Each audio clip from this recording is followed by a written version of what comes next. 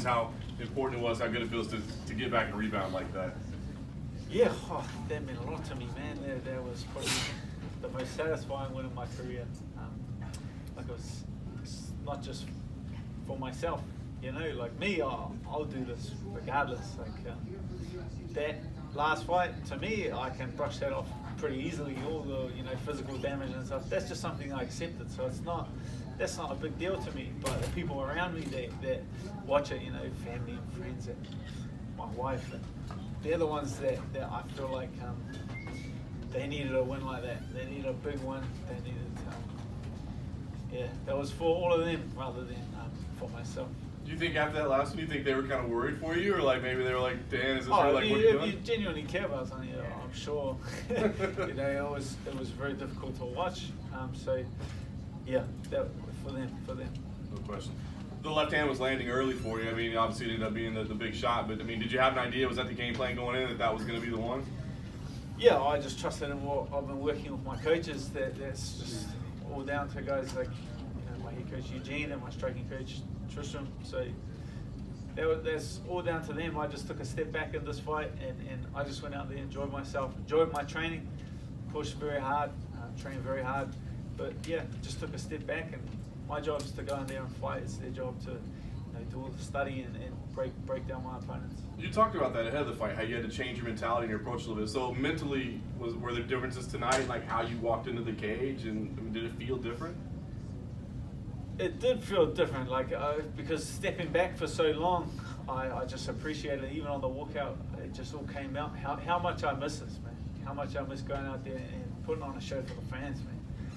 I just soaking it up on the walkout, and even after a fight, I feel like you could see how much it meant to me. Yeah, you want to be on the Iaquinta card. Give us the news, man. Why do they keep? They haven't announced the location yet. It's got to be in Australia, right? I mean, what's going on there? You probably know more than we do on the ground down there. You're telling me? I know more than you. I don't think so, bro. They keep me in the dark. I got a big mouth.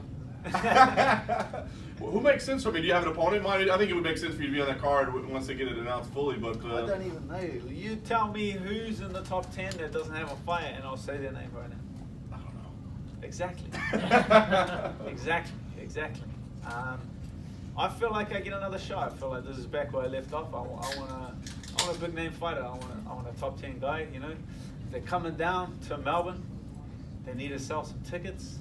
Put Dan Hooker on the card against a top 10 fighter. I feel like that makes a lot of sense, and that sells a lot of tickets. You got the first knockout of the night. Do you think that will earn you a performance bonus? Or They already told me that, bro. Oh, 50 grand richer. Congratulations. Thank you very much. When you got in there with him, was there anything at all that seemed, different than what you expected in there? I mean, I know it was a pretty short fight, but did he do anything that you seemed to land very easily? Is there anything that he brought to the table, or that you saw him doing where you knew you could land that big shot? Yeah, he's a difficult guy to figure out. He's a tall guy. I have a lot of respect for James. He's definitely one of the best guys in the world, and he's earned that top 15 ranking. So I don't feel like it was easy to land the shots. I feel like that's just all the training, and that's all the stuff I've been doing with my coaches that just kind of all comes out. Dan, he mentioned that you were the first finish of the night, and the crowd was getting restless. You fought a Texan. How did it feel to have the crowd cheer you? I mean, they wanted to see a finish. You got that finish. How did you feel when they were behind you in there?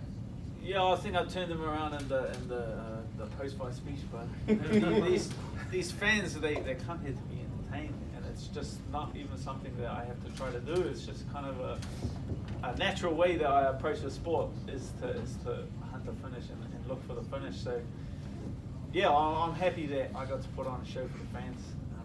Regardless that they were booing me before the fight, I got to turn them around a bit with the old "you don't mess with Texas." I've had a lot of people saying that to me all week. So. You've got a great example in your camp. What do you learn? What is it like training with Israel, and what are you taking from him and his mentality as he goes? And who's still young in his career. Yeah, I'm kind of I'm like a real big skeptic. So it always, once I see someone else do it, then it kind of gives me, before there was no one from New Zealand fighting in the UFC, and then I saw guys like James Vick do it. I saw guys like Mark Hunt fight in the UFC.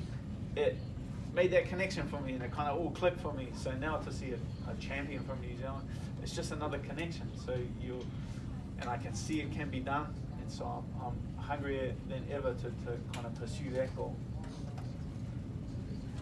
So what all, I mean, obviously you go from not knowing where San Antonio was. How do you sum up the whole experience here in Texas? I love Texas, bro. I love San Antonio. I love it. No, it's good, man. It's been, I've been enjoying this city. It's my favorite city in the US. That's not a lie. I'm not a good liar. So I think people will be able to see right through that. But I've thoroughly enjoyed it, man. Good Mexican, good barbecue.